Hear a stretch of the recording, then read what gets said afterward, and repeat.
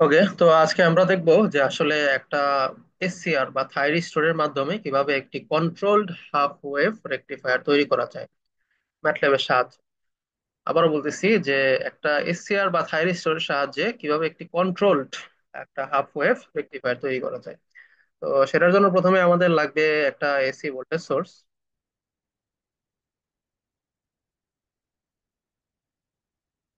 AC voltage source আমরা add করে নিলাম। তো আমরা জানি আমাদের সাধারণত 230 ভোল্ট সাপ্লাই থাকে বিভিন্ন ল্যাবে, এবং সেটা 50 হার্জের হয়ে থাকে। পরবর্তীতে আমাদের লাগবে একটা লিনিয়ার ট্রান্সফরমার।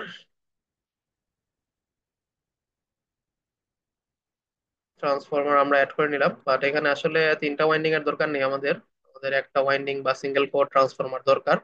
এবং এখানে আমাদের কিছু প্যারামিটার চেঞ্জ করতে হবে, যেমন ফর এক্সাম্পল আমাদের পাওয়ারটা ট্রান্সফরমারের আমরা একটা 5000 কেভিএ এর ট্রান্সফরমার ধরে নিলাম, যেটা 50 হার্জে অপারেট করে। এখানে আমাদের উইন্ডিং ওয়ানে 230 ভোল্ট আমরা দিচ্ছি। 230 ভোল্ট আমরা দিচ্ছি। এখানে রেজিস্ট্যান্স গুলো আমরা জিরো ধরে নিতে পারি, কারণ আমরা আইডিয়াল কেসে চিন্তা করতেছি। আর উইন্ডিং টু তে আমরা 12 ভোল্ট সাপ্লাই দিব, কারণ আমরা জানি আমাদের ল্যাবের ট্রান্সফরমার গুলো 12 ভোল্ট সাপ্লাইয়ে এসসিআর কে ট্রিগার করতেছে। আচ্ছা, আমরা এছাড়া যে আর টু এবং এল টু আর রেজিস্ট্যান্স এবং ইন্ডাকটেন্স সেগুলো জিরো করে নিলাম। বাকি সব আমাদের ঠিকঠাক আছে। এটা এখানে মেজারমেন্ট গুলো এসআই ইউনিটে করে নিলাম। Okay, তো তাহলে আমরা আমাদের এসি সোর্সের একটা প্রান্ত ট্রান্সফরমার এক প্রান্তে আর আরেক প্রান্ত ট্রান্সফরমারের আরেক প্রান্তে অ্যাড করে নিলাম। একটা গ্রাউন্ড দিতে হবে ওদের। এখানে গ্রাউন্ড আমরা এখানে পাবো।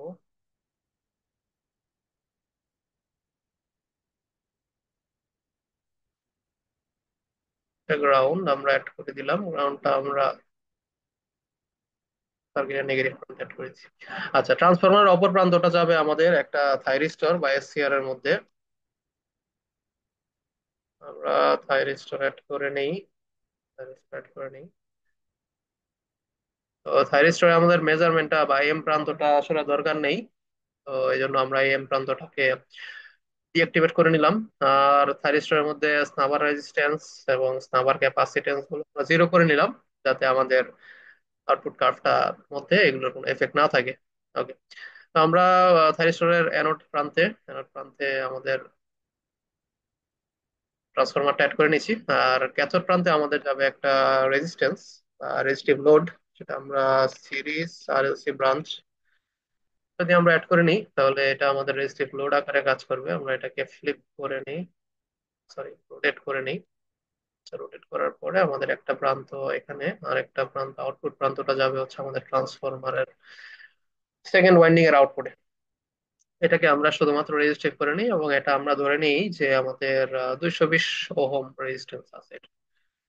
আচ্ছা, তো আমাদের গেট ট্রিগারিংটা দিতে হবে। গেট ট্রিগারিংটা আমরা একটা আউটার সার্কিটের মাধ্যমে দিতে পারি, অথবা আউটার সার্কিটের যে আউটপুট অথবা পালস জেনারেটর সেটার মাধ্যমে আমরা দিতে পারি। পালস জেনারেটর দিলে আমরা ধরে নিচ্ছি সার্কিটটা এরকম একটা পালস দিচ্ছে আমাদের থাইরিস্টরের গেটে। আচ্ছা, তো পালস জেনারেটরটার আমরা এখানে time based amplitude one, period time period হবে হচ্ছে আমাদের ফ্রিকোয়েন্সির সমান বা ফ্রিকোয়েন্সির বেসিসে। তো আমরা এটা 1/50 আমরা ধরে নিব আমাদের টাইম পিরিয়ড। পালস উইডথ আমাদের ওয়ান হবে। এবং ফেজ ডিলে যেটা, এটা হচ্ছে আমাদের সবচেয়ে ইম্পর্টেন্ট।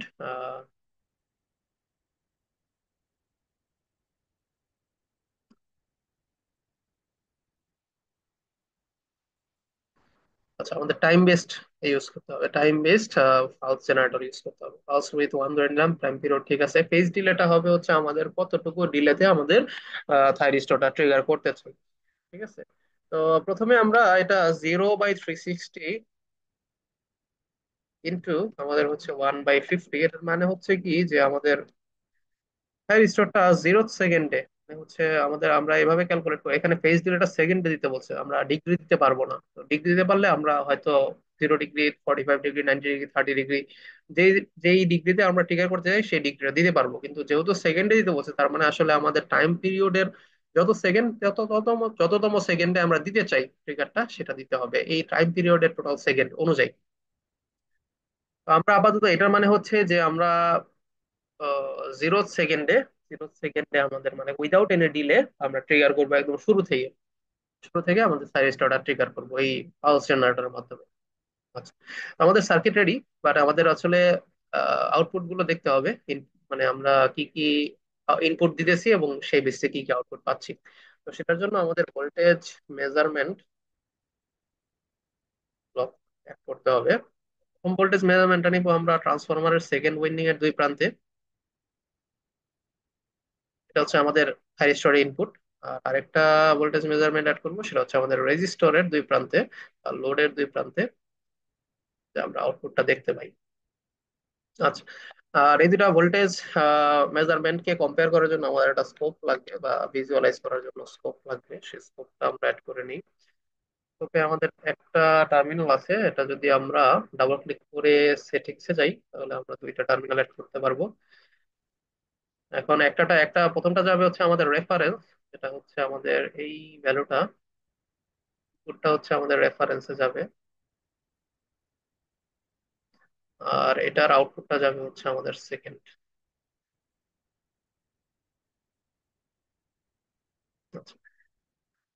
তো আশা করি ঠিকঠাক আছে সবকিছু। না, ঠিকঠাক নেই আসলে আমাদের এখানে। এই সার্কিটটা এখন রান করলে একটা ইরর দেখাবে, কারণ এটা আসলে কন্টিনিউয়াস প্রসেস গুলোকে সে ক্যালকুলেট করতে পারবে না। আমরা যদি রান করি, একটা ইরর দেখাচ্ছে। এই ইররটার কারণ হচ্ছে সে আমরা পাওয়ার জিইউআইটা অ্যাড করি নাই। পাওয়ার জিইউআইটা যদি অ্যাড করি, তাহলে সে কন্টিনিউয়াস বা ম্যাটল্যাবের সিমুলিং কন্টিনিউয়াস ক্যালকুলেশন গুলো করতে পারবে। এখন আর ইররটা আসবে না। আচ্ছা, আমরা যদি রান করে দেখি,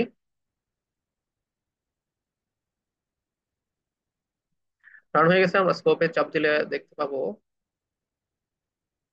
যে আমাদের থাইরিস্টর এখনো ট্রিগার হয়নি। আচ্ছা, আমরা যদি এই পালস জেনারেটরের টাইম পিরিয়ডটা আমরা যদি একটু চেঞ্জ করে দিই, বা ফেজ ডিলেটা যদি 30 ডিগ্রি দিই, তাহলে দেখি আমাদের আউটপুট কি আসে। এবার আমাদের ডিজায়ার্ড আউটপুট আসতেছে, যে আমরা হচ্ছে একটু পরে বা 30 ডিগ্রি অ্যাঙ্গেলে আমাদের ফায়ার স্টোরটা ট্রিগার হচ্ছে, এবং শুধুমাত্র পজিটিভ হাফ সাইকেলে সে আউটপুট দেখাচ্ছে। এখন যদি আমি এই ট্রিগারিং অ্যাঙ্গেলটা আর একটু বাড়িয়ে দিই, 45 ডিগ্রিতে দিই, তাহলে আমাদের ট্রিগারটা আর একটু পরে হবে, আর একটু পরে অ্যাঙ্গেলে হবে আর কি। এই যে দেখা যাচ্ছে আর একটু পরে হয়ে গেছে, এবং আমরা ফাইনালি সর্বোচ্চ 90 ডিগ্রি ভ্যালু যদি আমরা দেখি, তাহলে আমরা দেখতে পাবো যে আমাদের এটা একদম মাঝামাঝি যে বরাবর অবস্থায় যে সে ট্রিগার হচ্ছে। দেখেন আমাদের মাঝামাঝি বরাবর অবস্থায় গিয়ে আমাদের থাইরিস্টরটা ট্রিগার হচ্ছে। এভাবে আসলে আমরা একটা half wave control rectifier design করতে পারি।